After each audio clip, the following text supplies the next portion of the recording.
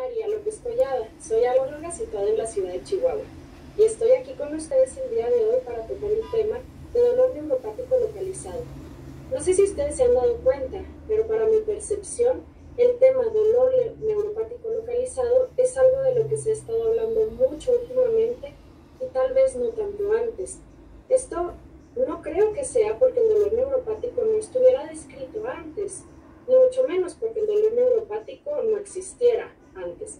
Sin embargo, creo que puede haber sido su importancia, o por lo menos la importancia de nombrarlo, un poco menor antes, porque el tratamiento tendía a ser el mismo. Si estábamos hablando de un dolor neuropático localizado, o llamemos a la otra entidad un dolor neuropático generalizado. Si el tratamiento es el mismo para uno o para otro, pues la importancia de estar hablando de cuál es cuál creo que era un poco menor. Esto ha cambiado en los últimos años, sobre todo en nuestro país, porque contamos con alternativas un poco mejores, un poco más eficaces, con menos efectos adversos para nuestros pacientes que tienen el dolor neuropático localizado. Los invito a acompañarme durante los próximos minutos para hablar de este tema tan interesante. Creo que no podemos empezar a hablar de un dolor neuropático localizado sin hablar primero de un dolor neuropático. Y vaya, este dolor neuropático es ese dolor que parece que duele en un sitio donde hay una lesión, sin embargo, en este sitio realmente no la hay. Duele como si la hubiera. Es este paciente que tiene dolor en las manos, dolor en las piernas por una neuropatía diabética dolorosa, y cuando realmente no hay un daño como tal en las manos, en las piernas, digamos en calcetín, como le está doliendo a este paciente, es entonces cuando hablamos de un dolor neuropático, porque realmente de lo que estamos hablando aquí es de una lesión, sí, claro que de una lesión, pero una lesión en el sistema somatosensorial. Podemos clasificarlo básicamente de dos maneras muy a grosso modo, dependiendo sobre todo anatómicamente dónde se está empezando este dolor neuropático. Y podemos llamar un dolor neuropático periférico o central. Ejemplos de este dolor neuropático periférico son todas estas patologías que tenemos aquí, pero no se limita a esto. Es esa lumbalgia con componente neuropático. Dicho de otra manera, es esa lumbalgia con componente radicular, digamos una lumbociatalgia. Aquí estamos hablando muy probablemente de una coexistencia. Existe el dolor nociceptivo, pero también existe el dolor neuropático. Una neuralgia posterpética es ese paciente que tuvo la lesión por herpes zóster y se quedó doliendo en el trayecto de estos nervios. Este tiende a ser un dolor neuropático de muy difícil control y, como vamos a hablar más adelante, tiende también a estar localizado en cierta área. La neuralgia del trigémino. Vaya, la neuralgia del trigémino, por más cerca, digamos, que esté del sistema nervioso central, sí es un dolor neuropático periférico porque el trigémino se clasifica como tal. Entonces, este es un dolor neuropático periférico muy difícil de controlar. Es ese dolor que han descrito en casos muy desafortunados, donde incluso intentos suicidas han habido, porque este dolor neuropático localizado es muy difícil de tratar. La neuropatía diabética dolorosa es otro ejemplo, neuropatía por VIH o síndrome doloroso regional complejo tipo 1 y tipo 2, que es lo que comúnmente o anteriormente conocíamos como causalgia o como distrofia simpática. Ahora, el dolor neuropático no necesariamente se limita a los nervios periféricos. Cuando estamos hablando de un dolor neuropático de origen central, estamos hablando de una sensibilización en la corteza y por eso lo clasificamos como un dolor neuropático de origen central, aunque el dolor evidentemente esté en una parte anatómica diferente. Por ejemplo, no nos vayamos tan lejos, el dolor por miembro fantasma. El dolor por miembro fantasma yo creo que es el mejor ejemplo que puedo decir en este momento de un dolor neuropático de origen central, porque ¿cómo me explico que mi paciente que ya fue amputado esté teniendo dolor, digamos, en la pierna que ya no tiene? Este dolor evidentemente no está en la pierna ni siquiera está allá, está en la corteza cerebral, y esa es el mejor ejemplo de un dolor neuropático de origen central. Ahora, habiendo definido ya lo que es el dolor neuropático, cómo lo podemos clasificar de acuerdo a su anatomía de origen, podemos ahora ya empezar a hablar del dolor neuropático localizado. El dolor neuropático localizado no es otra cosa más que ese dolor neuropático cuya área no excede la de una hoja tamaño carta. Dicho más fácil, creo que es imposible. Cualquiera de estas patologías que hemos estudiado anteriormente, si su área no excede el tamaño de una hoja carta, ya estamos hablando de un dolor neuropático localizado. 6 de cada 10 pacientes con dolor neuropático lo tienen localizado. Esto nos hace imperativo el hecho de darnos cuenta que el dolor neuropático localizado, si bien es algo de lo que hemos estado hablando más últimamente, lo hemos tenido enfrente más de lo que nos hemos dado cuenta. Algunas patologías que pueden cursar un dolor neuropático localizado son las siguientes, pero no se limitan a esto. Cualquier dolor neuropático que yo haya diagnosticado, cuya área no sea más grande que una hoja tamaño carta, es un dolor neuropático localizado. Sin embargo, sí puedo decir que prácticamente el 100% de las veces que veamos una neuralgia del trigémino, vamos a estar hablando de un dolor neuropático localizado, porque el territorio del trigémino muy difícilmente va a exceder el tamaño de una hoja carta. La neuralgia postherpética, casi en su totalidad, se trata de un dolor neuropático localizado. Cuando estamos hablando de una lumbalgia con componente neuropático, evidentemente solo cuando existe este componente neuropático, una radiculopatía, aproximadamente el 50% de las veces estamos hablando de un dolor neuropático localizado. Y muchas veces cuando tenemos a ese paciente que fue sometido, digamos, a una plastia inguinal, o esa paciente que tuvo una mastectomía hace 3 meses y sigue con dolor, o qué me dicen de ese paciente que tuvo una toracoscopía. Tenemos una incidencia muy alta de personas que desarrollan un dolor neuropático localizado cuando son intervenidas, sobre todo en la zona del tórax. El síndrome del túnel del carpo es un ejemplo en el que coexisten un dolor neuropático y un dolor nociceptivo, porque tiene su componente nociceptivo también. Estamos hablando de dolor en músculos, estamos hablando de dolor en tendones, etc. Pero cuando estamos teniendo implicado el territorio de un nervio, en este caso estaríamos hablando del nervio mediano, difícilmente va a ser un territorio más grande que una hoja tamaño carta. El dolor oncológico también puede cursar con un componente neuropático y a su vez con componente neuropático localizado. Y también el síndrome doloroso regional complejo, siempre estamos hablando de un componente neuropático, sin embargo, muchas veces sí está circunscrito al tamaño de una hoja carta. Y la neuropatía diabética dolorosa, evidentemente. Existen muchas herramientas que podemos nosotros utilizar para diagnosticar el dolor neuropático y a su vez para diagnosticar el dolor neuropático localizado. Todas estas herramientas, es importante decir que nunca van a sustituir el conocimiento, la estrategia que el médico suele usar, la experiencia sobre todo. Puedo decir que cuando yo estoy enfrente de un paciente y estoy interrogando cuáles son las características de dolor, etc., desde que empiezo a escuchar, doctora, el simple roce de las sábanas me duele, o no puedo usar ropa interior porque me molesta en la zona de mi cirugía, tiendo a parar las antenas y tiendo a empezar a pensar que probablemente esto se trata de un dolor neuropático.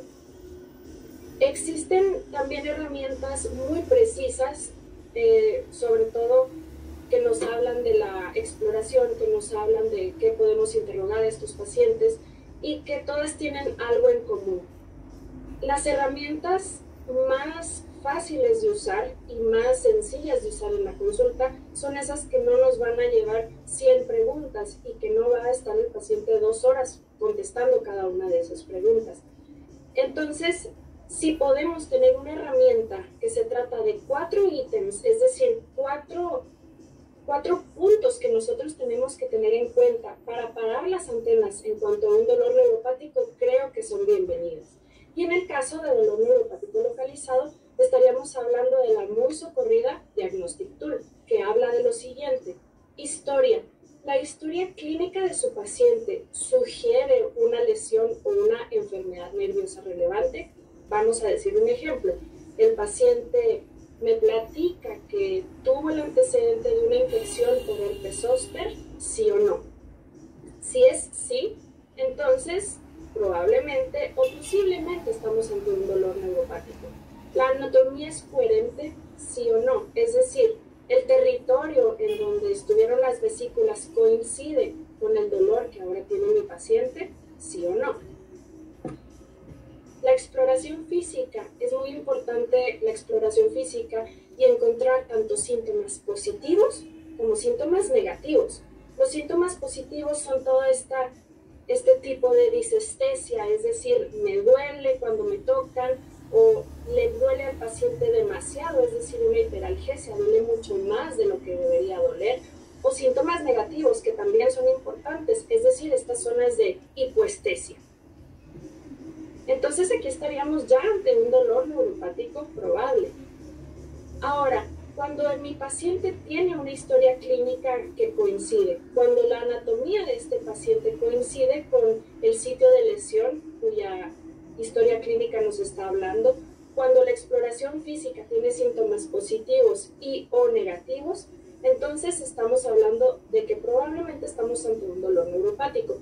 Y si todo esto está circunscrito, no más allá de lo que mide una hoja tamaño carta, entonces este dolor neuropático puede ser clasificado como un dolor neuropático localizado. Dos de las guías internacionales más importantes en cuanto a dolor neuropático son las guías de la IASP y las guías de los europeos neurólogos, de los neurólogos europeos. Las guías de interés, de grupos de interés de dolor neuropático y la IASP son guías un poco más simples, un poco más al grano, son más fáciles de seguir. Y vaya, la Sociedad Europea de Neurólogos también, pero hacen ciertas excepciones en ciertas patologías.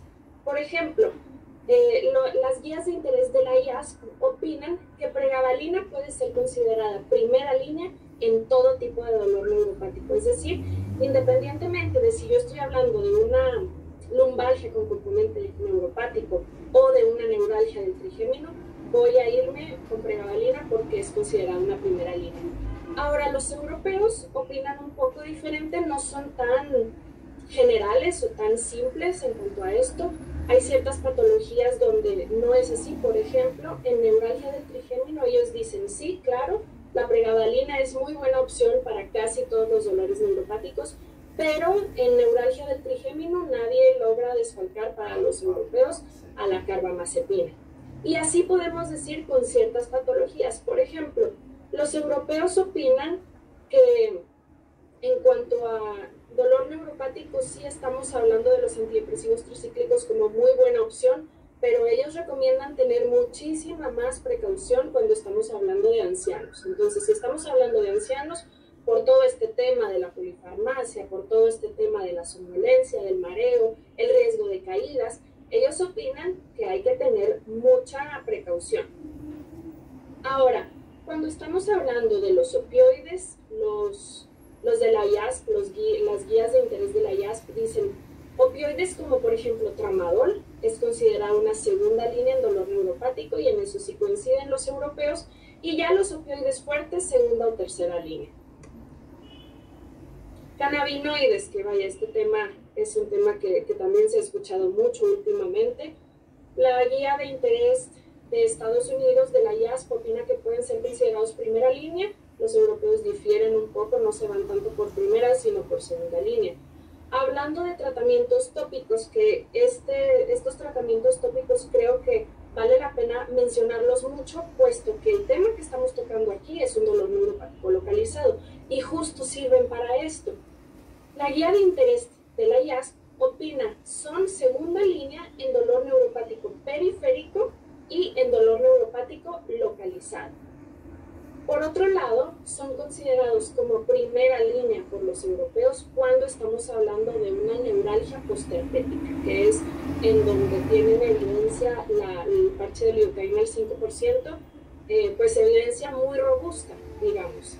Sin embargo, no dejan de decir la IASP, NEUPSIC, que sí debe el parche de lidocaína al 5% ser considerado ya primera línea cuando estamos hablando de cualquier tipo de problema de seguridad.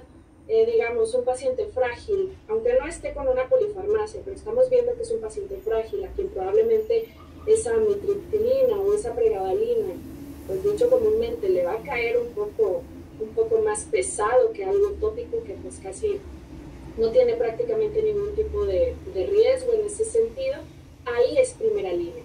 Entonces, yéndonos con lo que sacamos de los mayores expertos a nivel mundial en cuanto a dolor neuropático, puedo decirles lo siguiente: el parche de lidocaína al 5% es primera línea en neuralgia postherpética, trátese de quien se trate, y segunda línea en dolor neuropático periférico y dolor neuropático localizado, pero primera línea cuando estamos hablando de pacientes frágiles, pacientes ancianos, pacientes que tengan polifarmacia, a quien yo no quiero tal vez agregarle otro inhibidor de la recaptura de serotonina o simplemente algún otro tipo de fármaco que contribuya a una depresión del sistema nervioso central.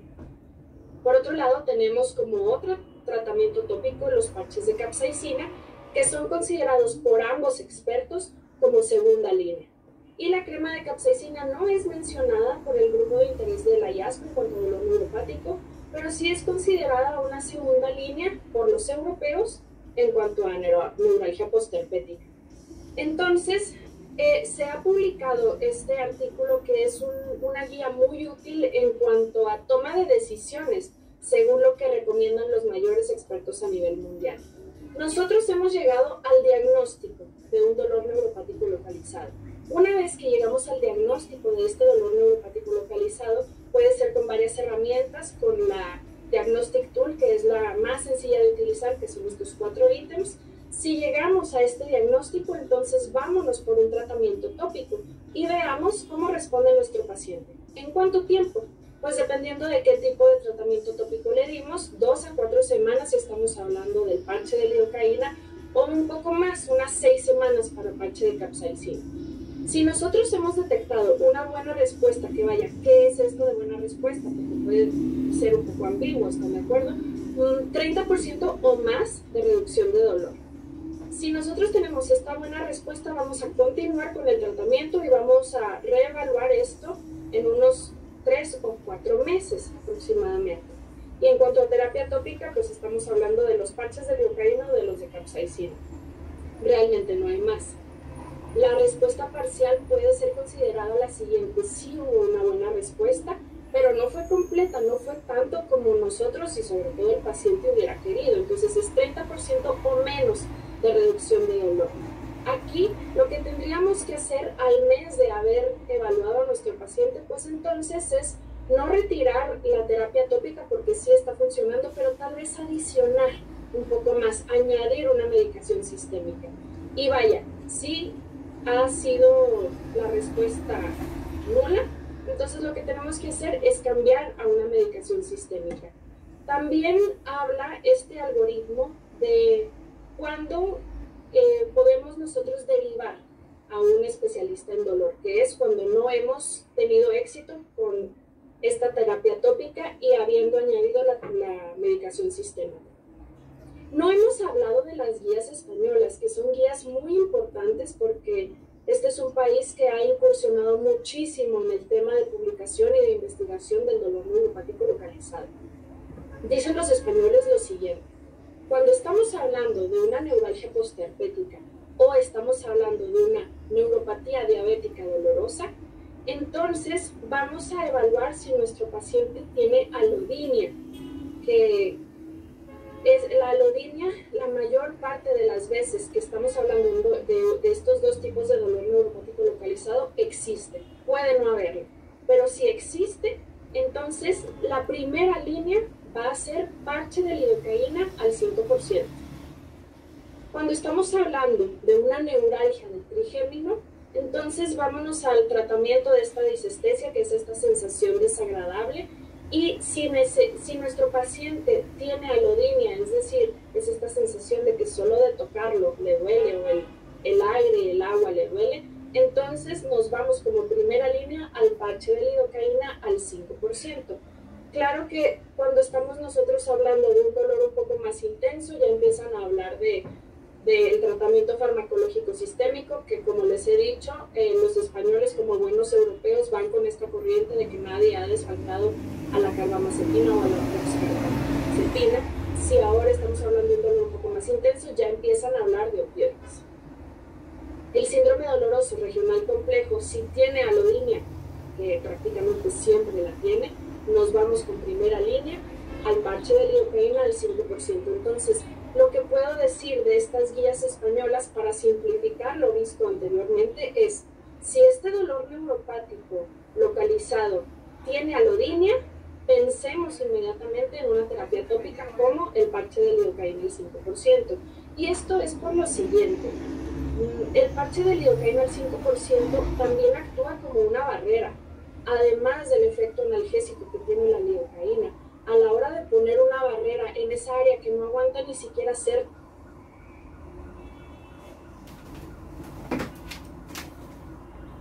el horario son 12 horas on y 12 horas off. 12 horas on-off es la modalidad como se le llama.